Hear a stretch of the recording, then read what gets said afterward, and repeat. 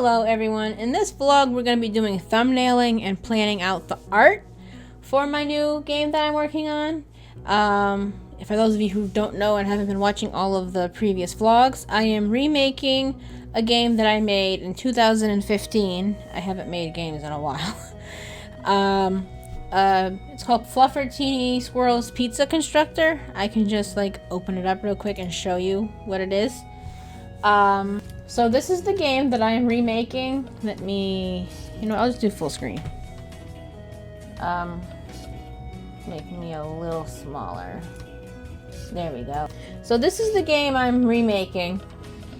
And since I'm remaking it, I don't have access to the art, or I don't know where it is, one of the two. And I'm making it new anyway. I'm also making all new art. So I'm planning out the art. So this is what the game looks like now. It's blurry because I have it in full screen. I made it on a really small aspect ratio. I was working on a laptop at the time, and this was 2015, so it's doing its best. And simple premise: drag and drop, and you make a pizza. That's the whole game. That's all you do. There's nothing special about it. One of my main things that I'm working to do is I want to integrate Fluffertini himself more, because you have Fluffertini as this little floating head and the opening like splash screen when you open the game, but he's not in the actual game. Like there's no sign that he is here, so it's kind of weird to name it after the squirrel, but the squirrel character isn't actually, the squirrel character isn't relevant to the actual game itself. So I want to include him more in the art, even if he's not a playable character, just so it feels more like this character is relevant to the game. And I have come up with a few ideas. Actually, if I'm being technical, my friend came up with a couple ideas. Also, apologies if the sound was echoing during all of that. So my friend was coming up with ideas, and he was just joking around, but some of them were actually pretty funny. And then I kind of like took those ideas and made new ones. So here's what I came up with. So first of all, this is an idea where he said, what if the squirrel just shows up and randomly just like slaps all the toppings off of your pizza or something, to be like kind of trollish and funny. But then I was like, well, wait a minute, I did want to include the squirrel more, so what if I have him as a side view? There's a way to do transitions with images. I saw it. I don't remember which video I watched that I saw it in, but I'll find it eventually. And what if when you restart the room, so I closed the game, unfortunately, I should have did that, but when you restart the room, it like slides up. So what if I have it slide to the side? This is horribly drawn on purpose. This is just a thumbnail. First rule of thumbnailing: do not make pretty art. This is meant to give the idea down, not to do anything good. So for this idea, when I should draw out the button too. I'm gonna eventually forget what the frick I'm doing. I'm probably gonna switch over to an actual sketchbook because I don't actually like sketching on a computer. But he came up with the idea, and I want to share my screen to like show him like my idea. So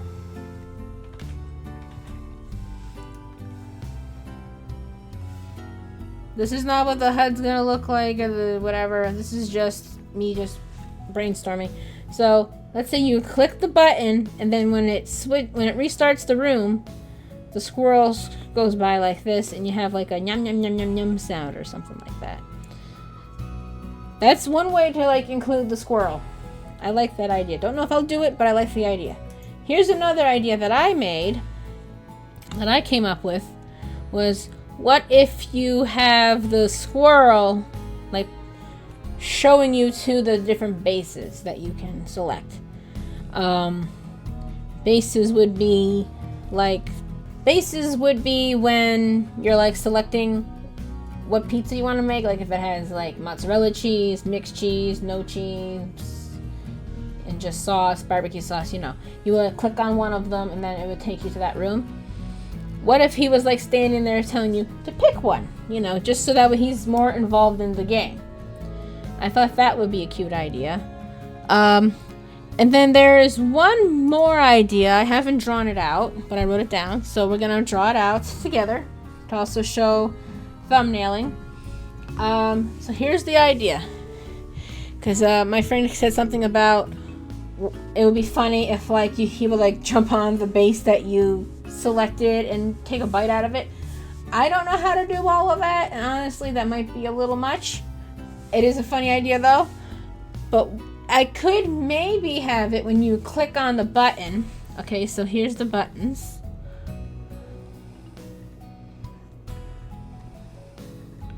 I think there's going to be 8 buttons in reality, but whatever. Here's a little Fluffertini.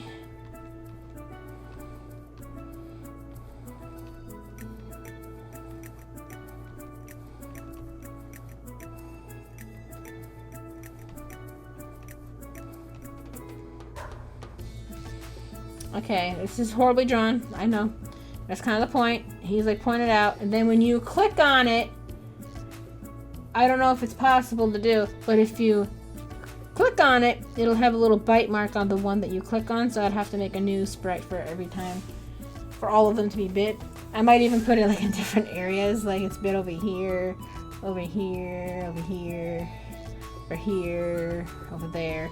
It'll be like a little bite mark taken out of it. Or maybe just like when you roll over it, the alternate button would be like a little bite mark. Something how to do the bite mark, that would be cute. Or maybe like because he's a squirrel and he has that little like squirrel tooth, it would be like a little like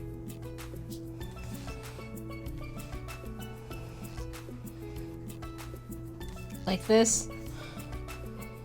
Maybe like a little bite mark, but it would have like a little gash in it because like he has a little line in between the teeth. I don't know, but so this is like a thumbnail, right? Of like an idea. So I'm going to switch on over to a sketchbook, listen to some music, and do some ideas, and then I'll walk you through my ideas and what they actually are. This won't be a super long vlog, but I want to like show you like the beginnings of the artwork. In this section, I'm going to talk about my process with thumbnailing for things like menus and stuff.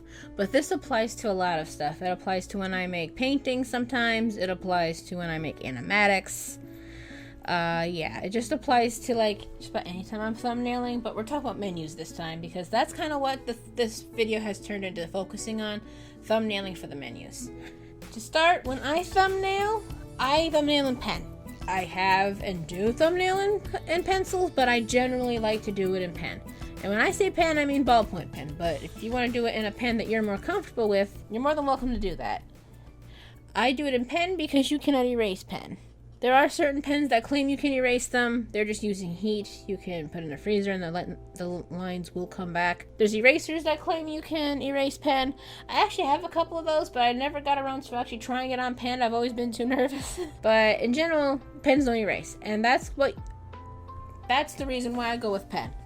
Because you don't want to fall in love with your first thumbnail. Your first thumbnail might be the thing you go with, but you want to do a couple of variations. And you don't want to be there for too long, but you want to at least explore some options because you want the best possible product, but you also want a finished product. So you don't want to sit there concepting too long, but at the same time, I like to have a couple of options just to see. Unless there's just an idea that I absolutely love and it's just like, screw it, I don't care, I like it. Yeah, I tend to use pen, and that works well for me. It makes me do more thumbnails instead of just focusing on one, trying to make it a pretty drawing instead of like a thumbnail like it's supposed to be ugly. If you don't know what a thumbnail is, it's kind of like a storyboard. Storyboards are also generally very ugly. Also, when I make thumbnails, I tend to write notes on it. I'll draw arrows, lines, notes, ideas. I'll describe exactly what this thumbnail is because I'm not going to remember. Notes everywhere, just notes. I'm not a note taker when I'm trying to learn something, but I'm definitely a note taker when I'm trying to make something. Notes help me remember. Notes help me organize. I prefer doing this type of stuff in a sketchbook. I generally prefer doing stuff on paper. I did make a video about me making my framework in a program / website, and I did do that, and in the past I've done that, but I've noticed that I've kind of veered away from the original thing. But a lot of people do actually still stay like with a program. Like, I've seen the same website that I used to make my initial framework in other devlogs, so people do use it. I am used to a different version of that kind of program that I cannot find anymore. So that program is actually harder for me to use. So I'm not really using it right now, but it's still there if I need to like reference something that I forgot. But I'm not actively using it. I've kind of switched back to paper for the most part. But also there's a notes app on my phone which has a checklist, and it's super easy to use, and it's much better for me. So that's what I'm kind of going back to. But it's different for everyone. See, the whole point of these devlogs is to see me like evolving my process and what I like to do. It's not what you have to do, it's what I like to do. And everyone makes things differently, everybody thinks differently, everyone's just different, so. But yeah, I've rambled enough. We're gonna just go to me explaining all of the thumbnails that I've done in this video, and then we're gonna call it. So, yeah. Alrighty, so this is not nearly all of the thumbnailing I need to do, but I did enough for you to get the idea. So, here is some of the thumbnails so far. So, I was trying to see how would I do like the base menu, and this is just like a basic idea. Obviously, it would be all like evenly spaced out and stuff. I right now like this idea, but it is prone to change. And I wrote down the idea of the button having a little bite mark on it if you select it. I also wrote add button behavior, so I would remember to do that, even though I should, but you know, my memory isn't the greatest. Then I was trying to do some main menu ideas, and this was just Fluffertini looking over whatever this box is, which is why I'm like, no, it's unbalanced and it makes no sense. Then I was gonna do this, but it's like, it's two straight things next to each other, and it's like, no, that's unbalanced, it's too boring. This one I think might be the one I go with for now until I maybe possibly change my mind, which is entirely possible. So I'll talk about this one last. This one was an Italian flag in the background, and then try and make each button look like it's food writing out the words. And that could be a pizza. And it's a cute idea, but I'm not sure that it would look good overall because you'd have to fit 4 or 5 buttons, and yeah, no, I'm not gonna do that. And then we have this idea. Show you. There we go. So it includes the squirrel, because remember, I'm trying to figure out how am I going to include this squirrel more than like a little animation in the main menu, and that's it. So if I animate him, his eyes blinking, that can also help. And he's holding a pizza box open, and on the top side of the box, like the underside, like when the box opens, this will have like how to play settings, because I want to learn how to do settings, because there's a way to do like sound settings, and the song can be kind of obnoxious. I actually have it completely muted so I can hear my music and look at the game while I do this to like see what it is I would like to do and change. But I figured these buttons could all be text buttons, and then the play button could be similar to this, but it's just one button, and then if you click on the pizza to go to the pick a base menu, which would be this up here. And then all of this is me seeing what I think the optimal view would be. So for those of you who don't know, this is what the game looks like. This here is my game. And I have this here, this, and this, you know. I have the base, restart a room, main menu, and the toppings are all here. This is just the thing to tell you what everything is. I'm thinking I might put little text in the background or something to like name what everything is on there instead of the topping index, because that's weird. I think I'm getting rid of the topping index is what I'm trying to say. So instead, I need to add in the trash can, which is going to be the... Let me move this over. Which is going to be how I delete things. Obviously, it's going to have a better, like, hitbox or whatever. Not hitbox. Collision point. And this is just a placeholder. But this is going to be the rotating thing. I'm also going to slow it down because that's way too fast. But this is going to be what I use to rotate. It's going to be a completely different thing. But that's just my placeholder because I wanted to draw Junimo. I thought it was cute. So I have to add these two things on top of these two buttons. No, it's not these exact buttons. I'm remaking everything. But I have to see, okay, where do I put everything now that I'm changing and adding things? So that's where these come in. So I'm going to just walk you through the basic idea of how this works. When you're thumbnailing, very good idea to write down any notes you have on the page. It doesn't matter if it's rambling, as long as you understand it, you're good. So this, I'm putting in new features. Ignore how bad the handwriting is. This is meant to jot stuff down. So new features, rotate and trash. And then I have to remember to add, so that's what the plus means, add, reset, and main menu. So I don't forget that also has to be there. So I drew out what the original looks like, just so I can like have a basis, even though I also have the game pulled up. And then I just made different versions. So you can kind of tell what you're looking at. The circle is obviously always going to be the pizza crust, and then the lines represent toppings, and then the shapes represent buttons. Like in this case, I drew like little circles for the toppings, but it's the same principle. I was playing with it being in the middle, but for some reason it just looks wrong to me in the middle. I like it on the side. I think I had this dilemma when I was making my original too. Even if I put it on the other side, it looks wrong to me, I'm not even going to bother considering it. It actually makes me upset. I don't like how it looks. So this is me trying to do different versions of the same menu to see what do I like. And then this is more of the same menu. I didn't even bother finishing with that because this here looks too crowded compared to... This is going to be crowded and that's going to be crowded. It's going to be like this little weird gap on the bottom. I'm looking at the OBS, so here... It's gonna look stupid. So no, I didn't even bother with that. Then I was like, well, what about this? It still looks crowded to me. I might go with this. My only thing is I don't like the trash can and that being next to each other. The reason why I don't have the trash can next to the rotate down here is because while I'm like playing with this here, when they're next to each other, I tend to accidentally... Let me switch over.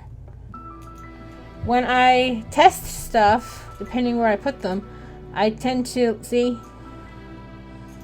because they're right next to each other, it's easier to accidentally delete it and to spawn another one. I mean, it's not hard to do, but when a game is already simple, you don't want to make it hard for no reason. You don't want to do that. There's no reason to add more steps to a simple game. Like, it's meant to be kind of mindless, this game, so... That's where I'm at with these thumbnails. Obviously have so many more thumbnails to do. I have to thumbnail sketches for the squirrel, Fluffertini, to see how I want him to look, because the artwork I did is like almost 10 years old, so I need to like see how would I draw him now. I still have to do art style tests and all kinds of other things. I have to map out the how to play menu. I have to map out all kinds of things. But I think that's where I'm going to end this vlog though. I'm assuming when I edited this, I did a little like I explained my other bits and pieces of the process. So yeah, thank you all for watching. This vlog is a little more real-timey-ish. I hope it's interesting, and I hope you're enjoying these devlogs. I'm having fun making them. And yeah, I'll see you in the next video. Bye!